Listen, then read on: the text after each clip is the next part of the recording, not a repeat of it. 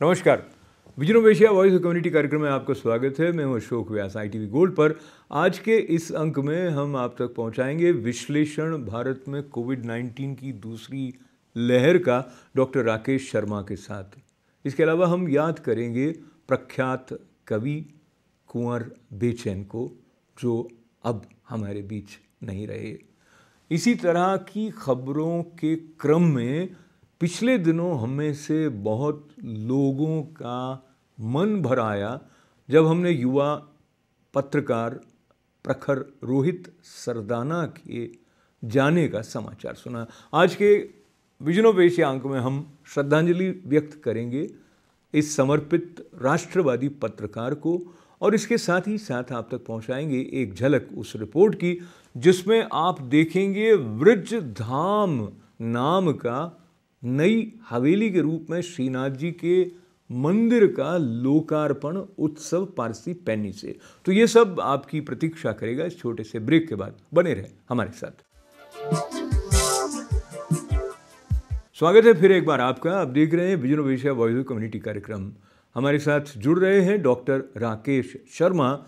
हम उनसे चर्चा करेंगे, समझने की कोशिश करेंगे क्या हालात हैं भारत में कोविड-19 की दूसरी लहर के चलते। कोविड-19 की दूसरी लहर के चलते हालात बहुत चिंताजनक हैं। कहाँ हैं हम, क्या स्थिति है, इसके बारे में विश्लेषणात्मक बातचीत के लिए हमारे साथ जुड़ रहे हैं डॉक्टर राकेश शर्मा। डॉक्टर साहब नमस्कार, स्वागत है आपका। नमस्ते।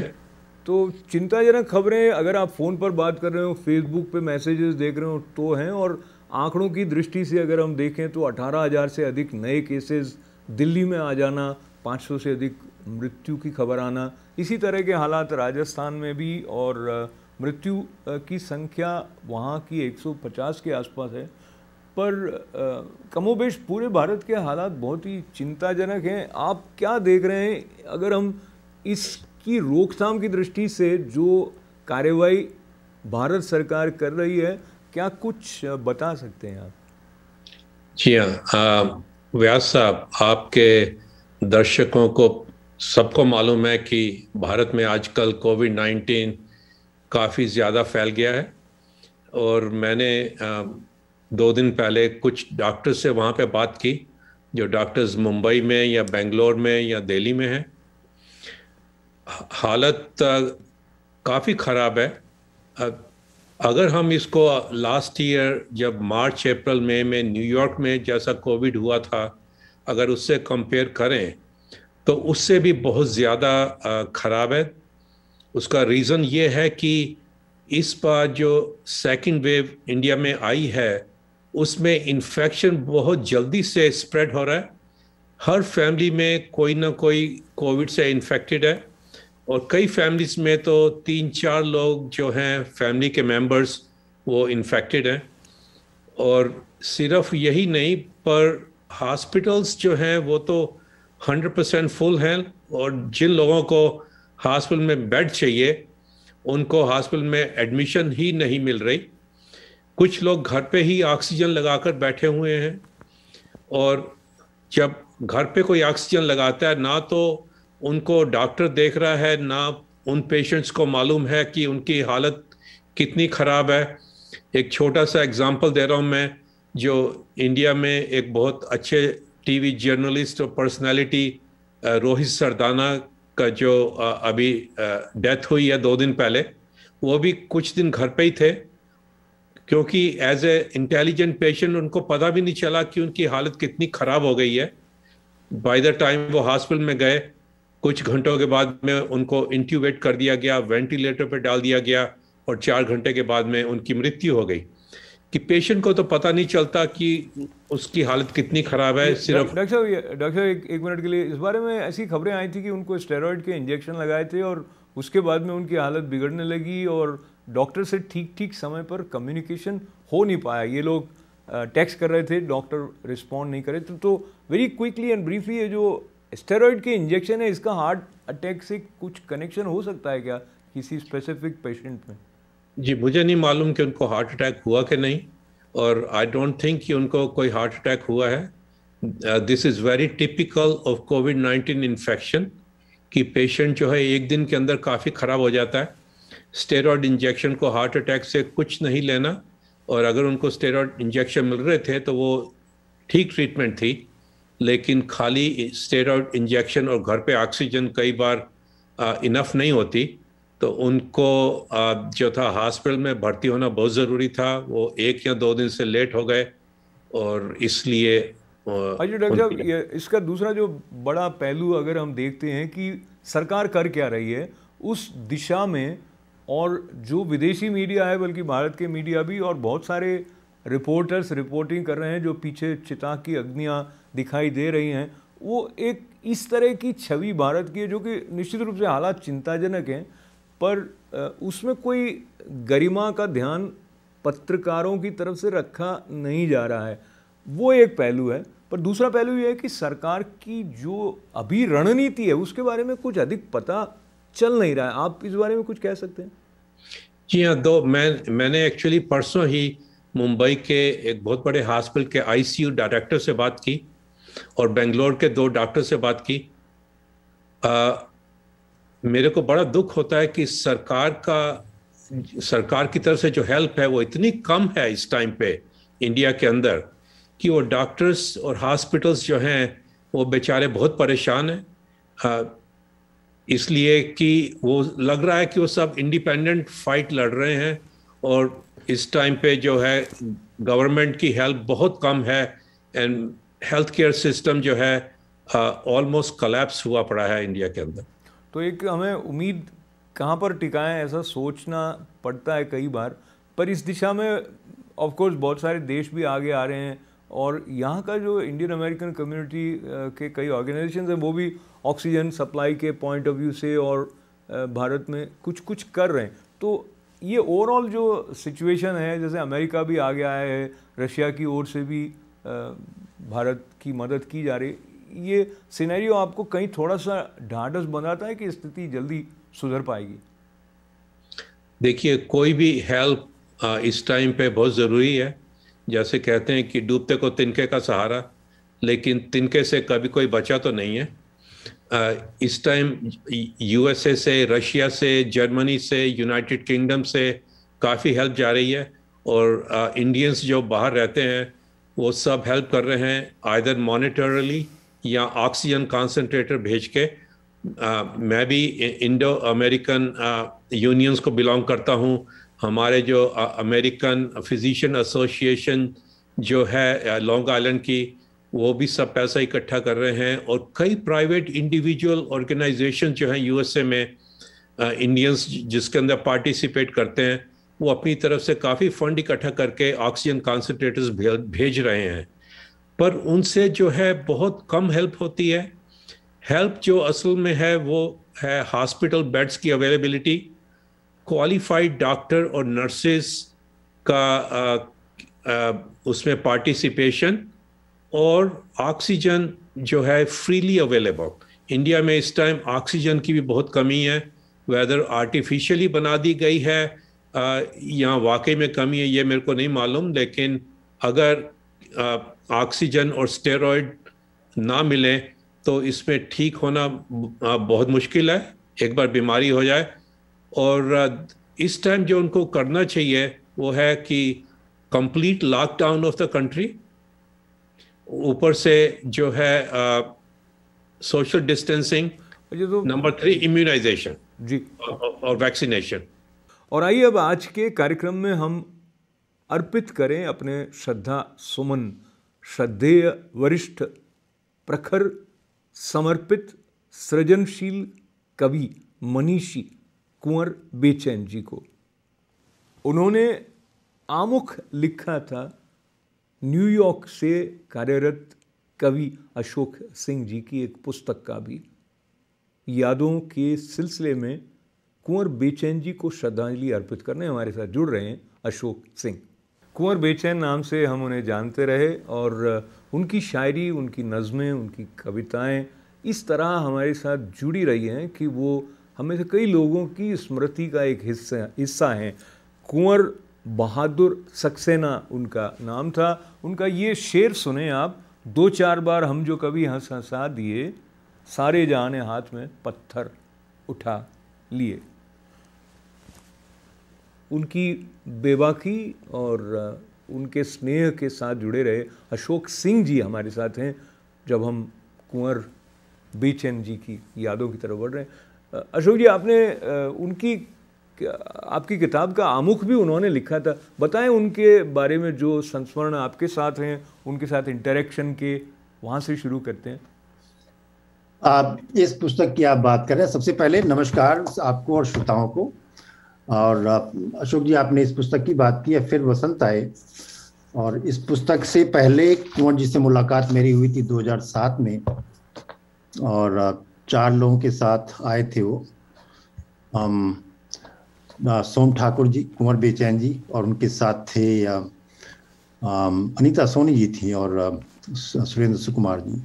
तो उस समय हमारे घर पर ही रुके थे। बहुत ही सहज व्यक्तित्व के इंसान, और कुंवर जी के बारे में जो बात कही जाए, जितना कहा जाए उतना कम है। उनकी विशेष बात ये थी कि कुंवर जी ने जितने हृदयों को छुआ होगा, और मेरा तात्पर्य ऐसा है कि जो लेखक, कवि या संवेदनशील इंसान थे, उन हृदयों को कुंवर जी ने जिस तरह से छुआ है वो सराहनीय है। कुंवर जी ने हमेशा लोगों को एक रास्ता दिखाने की कोशिश की। और मैं आपके साथ हूं क्या अशोक जी? क्योंकि हाँ, मैं बिल्कुल, आप हमारे साथ ही हैं अशोक जी। और बल्कि कुंवर बेचैन जी भी ऐसा लगता है कि हमारे साथ बने रहेंगे। उनका जो महाकाव्य जैसा था वो पांचाली, वो भी याद आएगा, और शब्द एक लालटेन भी उन्होंने लिखा था। और ये जो आपको उन्होंने भेजा था वो हम अपने दर्शकों तक पहुंचा रहे हैं। ये जब आपको मिला उनके हस्तलिखित और उनका बनाया हुआ, कैसा लगा था आपको? ये मिला नहीं था, ये 2007 की बात मैं पहले कर रहा था। फिर कुंवर जी 2013 में साथ आए थे लौटकर भारत अमेरिका, और उस समय उनके साथ थे सुरेश अवस्थी जी और दीपक गुप्ता जी। तो जब मैं उनको रिसीव करने गया तो हम लोग बैठे कहीं पर, और वहीं पर बातचीत होती रही। उन्होंने एक कागज़ निकाला और ये 4 लाइनें उन्होंने लिखी। और साथ में कुंवर जी की खास बात थी कि वो एक आर्टिस्ट भी थे, और उनकी तमाम सारी किताबें जो हैं, उनमें जो मुख्य पृष्ठ किताबों का बना हुआ है वो कुंवर जी ने खुद ही बनाए हुए हैं जी। तो उन्होंने ये एक ड्राइंग बनाई और नीचे 4 पंक्तियां लिखी कि मिलते मिलते ही जिसको प्यार का नशा न क्यों चढ़े, विस्की भी है गिलास भी दोनों अशोक में। तो ऐसी पंक्तियां लिखी थी, बहुत सुंदर। सो कुंवर जी का साथ ऐसा था कि हमारे मित्र महेश दुबे जी ने छोटी सी बात कही थी कि कुंवर जी की 2 पर्सनालिटी थी। एक पर्सनालिटी ऐसी जो आपके साथ खड़े हैं, झिझकते हुए बात कर रहे हैं, बहुत संकुचित इंसान है, कुछ कहने में उनको शर्म आती थी। और वही व्यक्ति जब मंच पर खड़ा होता था तो ऐसा लगता था कोई शेर मंच के पीछे खड़ा हुआ है। वो आपको ओन करते थे। ओन करने का मतलब यह कि बहुत ही सहजता से, सरलता से, अपनी कविता से, अपनी मधुरता से, अपने भाव से, अपने सुर से आपको वो ओन करते थे, और आप सिर्फ उनको सुनते जाते थे कि क्या ये वही इंसान है जो आपके पास थोड़ी देर पहले खड़ा था और जिसको बोलने में भी झिझक होती थी। ऐसे इंसान थे कुंवर बेचैन जी। अशोक सिंह जी, आपके साथ उनको याद करते हुए मैं उनकी ये कविता दिन दिवंगत हुए का कुछ अंश आपके और दर्शकों के साथ बांटूं।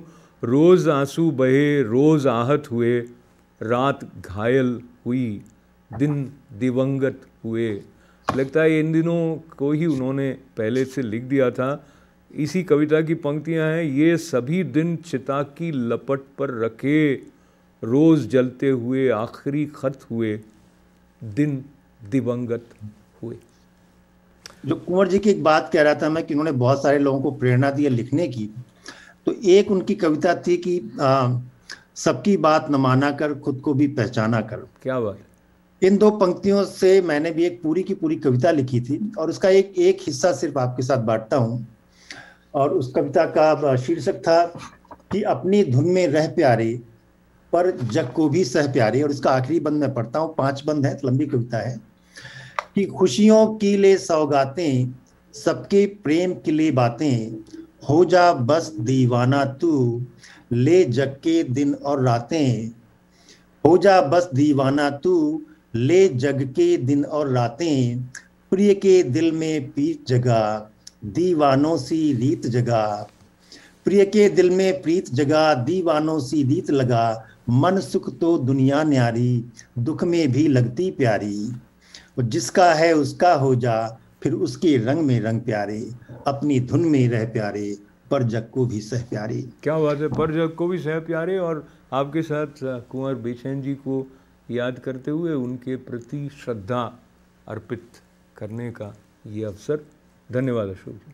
विजन ऑफ एशिया कार्यक्रम सोम, मंगल, बुधवार और गुरुवार को शाम 8 बजे हम आपकी सेवा में पेश करते हैं और इसका एक साप्ताहिक अंक आपके लिए प्रस्तुत किया जाता है रविवार को सुबह 11 बजे। आपका साथ हमारा संबल है।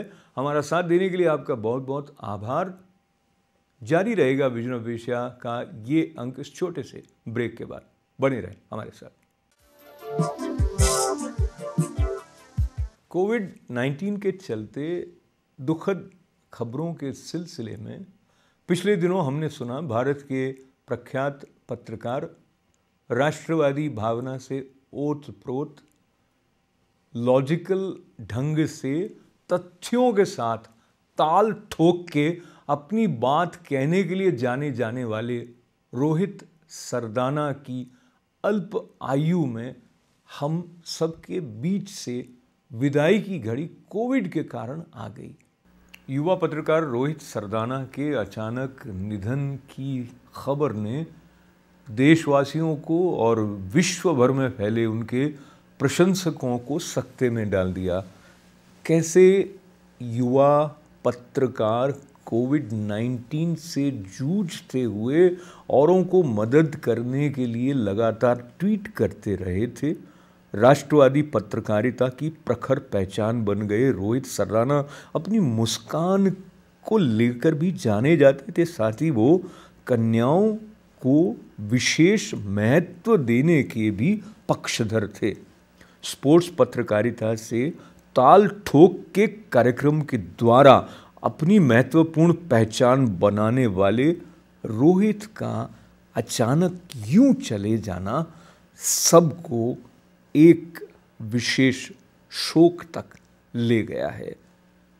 उनके लिए प्रार्थनाओं के साथ परिवार के लिए संवेदना ITV परिवार की ओर से। और अब आशा की किरण आस्था के साथ जुड़ी हुई, जिस तरह से श्रीनाथ जी के समर्पण से महाप्रभु वल्लभाचार्य जी की प्रेरणा से जो पुष्टि मार्गीय परंपरा है, श्रृंगार प्रधान भक्ति परंपरा, श्रद्धालुओं द्वारा पारसीपैनी में ब्रजधाम नाम से एक नई हवेली का उद्घाटन हुआ है। प्रस्तुत है इस अवसर की कुछ झलकियां।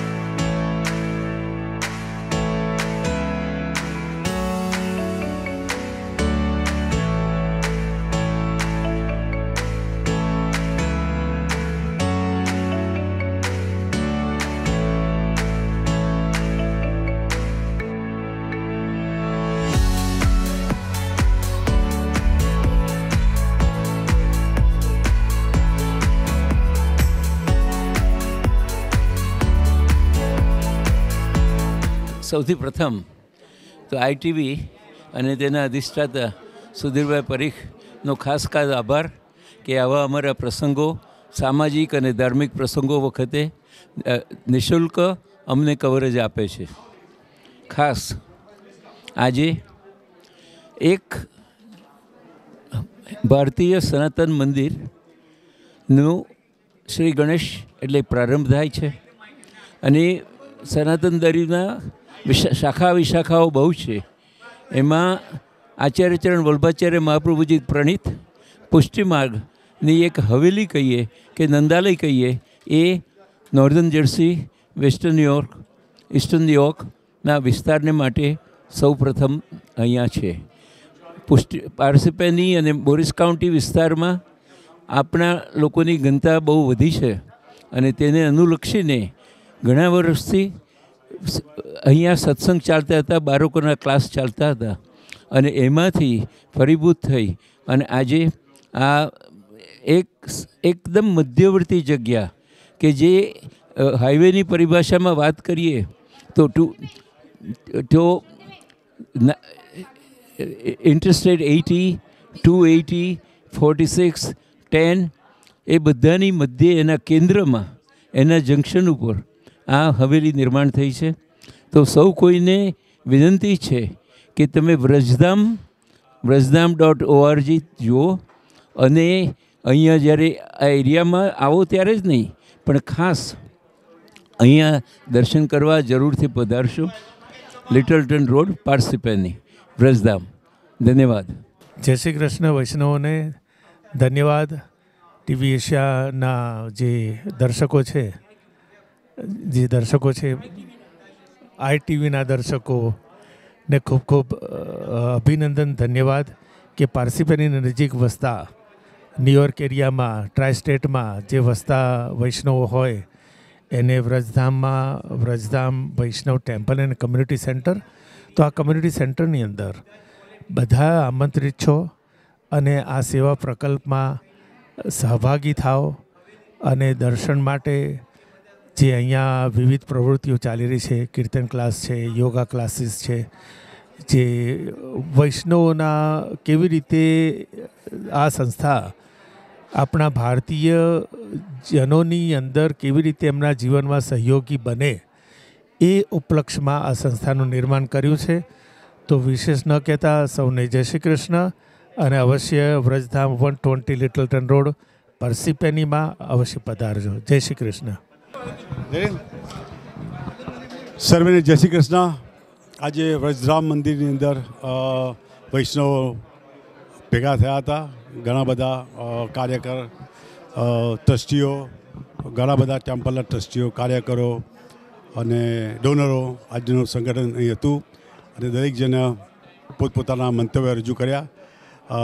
પણ સાર આપણો એ જ છે બધામાંથી કે ભાઈ વૈષ્ણવો, બધા જ વૈષ્ણવે ભેગા થવું અને એકસાથે દરેક સ્ટેટની અંદર એક મંદિર બનાવવા અને વૈષ્ણવો પોતાની પહેચાન કરે, આપણા આગળ આવા વલ્લભકુળના સંગઠનમાં રહે અને સર્વે વૈષ્ણવો સાથે જોડાય અને એ રીતે આપણા વૈષ્ણવોની પ્રગતિ થાય, એ જ મુખ્ય ધ્યેય છે આપણો. સર્વેને થેન્ક યુ.